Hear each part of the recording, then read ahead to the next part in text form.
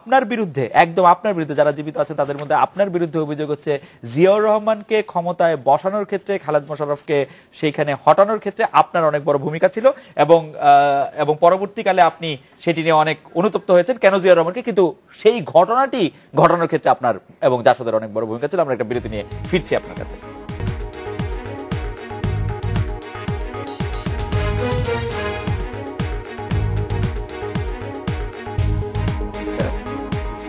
ফিরলাম আজকের বাংলাদেশে। ইনু ভাই, ৭৫-এর নভেম্বর মাসের বিষয়ে আপনাকে জানতে চাইছিলাম যে খালেদ মোশাররফকে হটিয়ে জিয়াউর রহমানকে বসানোর ক্ষেত্রে আপনার ভূমিকা ছিল, এটা অনেকে বলে থাকে। আমি এই ব্যাপারে দীর্ঘদিন ধরে আমি কম বেশি কথা বলে আসি, আজকে খুব বেশি এই বিষয়ে এই প্রসঙ্গে বলতে চাচ্ছি না। আমি শুধু বলবো যে 15ই আগস্টে যারা মোশতাকের নেতৃত্বে ক্ষমতা নিয়েছিল তারা সশস্ত্র বাহিনী সবাইকে নিয়ে নিতে পারেনি, সশস্ত্র বাহিনী দ্বিধা বিভক্ত হয়ে যায়। এক, খালেদ মোশাররফ সাহেব যখন উনি অভ্যুত্থান করেন, উনি আশা করেছিলেন যে সশস্ত্র বাহিনীতে শৃঙ্খলা আসবে, উনি যে বিভক্তিটা দূর করতে পারেননি। সুতরাং মোশতাকের অনুসারীরা সারোয়ার্দী উদ্যানে, বঙ্গভবনে, ক্যান্টনমেন্টের ভিতরে 2-3 ভাগ হয়ে বসে আছে, কেউ খালেদ মোশাররফের পক্ষে, কেউ খালেদের বিরুদ্ধে, কেউ নিরপেক্ষ, একে অপরের মুখ দেখে না, সেনাবাহিনী বিভক্ত ছিল। এরকম একটি অবস্থায় যখন 3 দিন সরকারহীনতায় ভোগে এবং যখন জাতীয় 4 নেতা কারাগারে নিহত হচ্ছেন এবং মোশতাক সাহেব ক্ষমতায় বসে আছেন, সেইখানে খালেদ মোশাররফ মোশতাক সাহেবের কাছ থেকে কিন্তু সেনাপ্রধান হন। কিন্তু জিয়াউর রহমান আগের সেনাপতি ছিলেন, মোশতাকের মনোনীত সেনাপতি। সেই সেনাপতি কে বন্দী করেন এবং বঙ্গবন্ধুর খুনিরা কিন্তু দেশ ত্যাগ করে। এখন আমি বিস্তারিত কিছুই যাচ্ছি না, আমি শুধু বলবো যে সশস্ত্র বাহিনীতে খালেদ মোশাররফ তার নিয়ন্ত্রণ প্রতিষ্ঠা করতে পারেনি, কিন্তু উনি যখন নিয়ন্ত্রণ প্রতিষ্ঠা করার জন্য বল প্রয়োগের পরিকল্পনা করছেন তখন অশান্ত হয়ে ওঠে সশস্ত্র বাহিনী। প্রশ্ন ছিল, বাংলাদেশের সেনাবাহিনী কি রক্তাক্ত একটি কসাইখানাতে পরিণত হবে, নাকি আবার সশস্ত্র বাহিনীতে শান্তি ফেরত আসবে?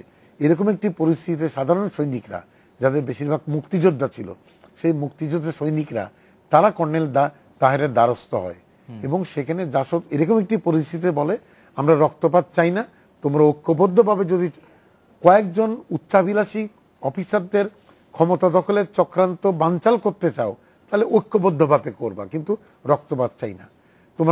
তোমরা খালেদকেও মারতে পারবা না, তোমরা জিয়াকেও মারতে পারবা না, কোনো অফিসারকে মারতে পারবে না। এবং সেই রাত্রে কিন্তু এই অভ্যুত্থানে যে সিপাহীরা, তারা কিন্তু একে অপরের বুকে গুলি মারেনি। ইতিহাস সাক্ষী, আমাদের জেনারেল খালেদ মোশাররফ ভোরে নাস্তা খাওয়ার পরে নিহত হয়েছেন শেরেবাংলা নগরে এবং উনার পরিচিত বাহিনীর কাছে, এবং সেখানে রেকর্ডে আছে এখনো। যদি আজকে তদন্ত কমিটি করেন দেখবেন সৈনিকরা মারেনি, অফিসাররা মেরেছে, 2 জন অফিসার, চিহ্নিত অফিসার মেরেছে, এবং সবচেয়ে দুঃখজনক এরা মুক্তিযোদ্ধা অফিসার। আমি যে কথাটা বলতে চাচ্ছি, জেনারেল জিয়াউর রহমানের সঙ্গে কর্নেল তাহেরের কোনো রাজনৈতিক লেনদেন নাই। এক, এই বিদ্রোহের ব্যাপারে জেনারেল জিয়ার কোনো ভূমিকা নাই। বিদ্রোহের ফলে জেনারেল জিয়া সেনাপতি হিসাবে মুক্ত হয়ে যায়। মুক্ত হওয়ার পরে আমরা প্রস্তাব করেছিলাম সব দলকে নিয়ে একটি জাতীয় সরকার করো, রাজবন্দীদের মুক্তি দাও এবং বঙ্গবন্ধুর খুনিদের দেশে ফেরত আনো। জিয়াউর রহমান উনি সামরিক শাসনের দিকে দেশটাকে নিয়ে যাওয়ার চেষ্টা করলেন এবং উনি বুঝলেন যে এই রাজনীতির পথটা, নির্বাচন এবং সর্বদলীয় সরকারের পথটা রাজনীতির পথ। আমরা চেয়েছিলাম ক্যান্টনমেন্ট থেকে ক্ষমতাটা আবার জনতার কাছে চলে আসুক। জেনারেল জিয়াউর রহমান, আমরা সকাল 8 তারিখ থেকে আমাদের নিয়ন্ত্রণ আমরা হারাতে শুরু করেছি, আমরা পরাজিত হয়েছি।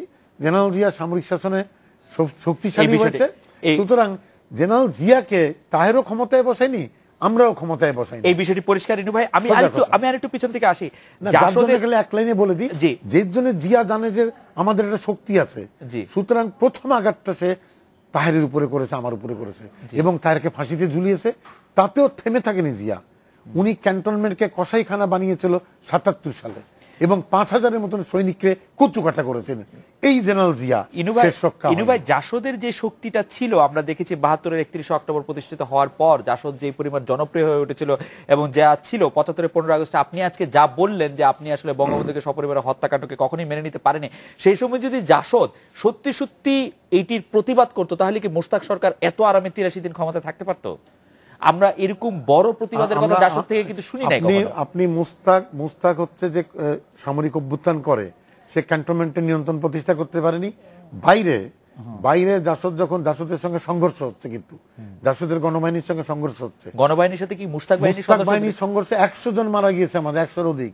চট্টগ্রামে মারা গিয়েছে, গাইবান্ধার রুস্তমকে মেরে জিপের পিছনে করে শহরে ঘোরানো হয়েছে। এক রংপুরেই তো 50-এর অধিক আমার জাসদ কর্মী মারা গেছে। এবং মুস্তাক কি নির্মম ছিল।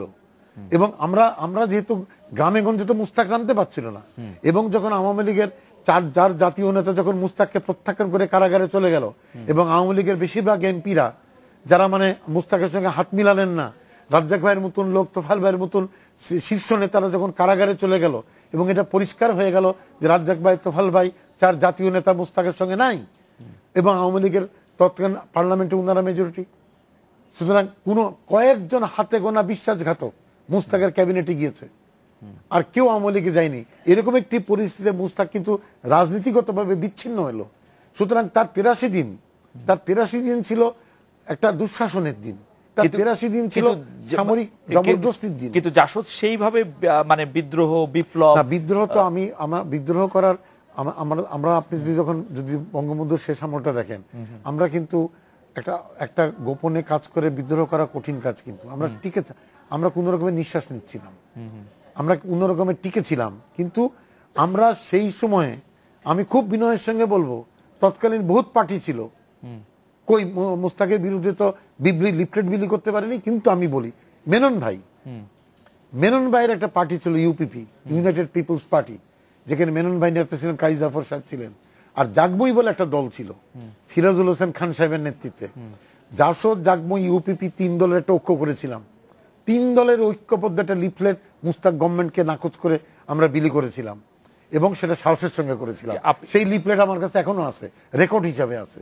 কিন্তু আপনি যখন এই প্রসঙ্গে আসলেনই, বঙ্গবন্ধুর এত ওভারওয়েলমিং সমর্থন, আওয়ামী লীগের এত শক্তিশালী অবস্থা, বঙ্গবন্ধুকে যখন এরকম নৃশংসভাবে হত্যা করা হলো, তখন এটি গণবিদ্রোহ কেন হয়নি? বা রাজনীতিতে মনে করেন যে বহুত শক্তিশালী দলও যদি সামরিক অভ্যুত্থানের মুখে পড়ে যায়, হতবিহ্বল হয়ে যায়।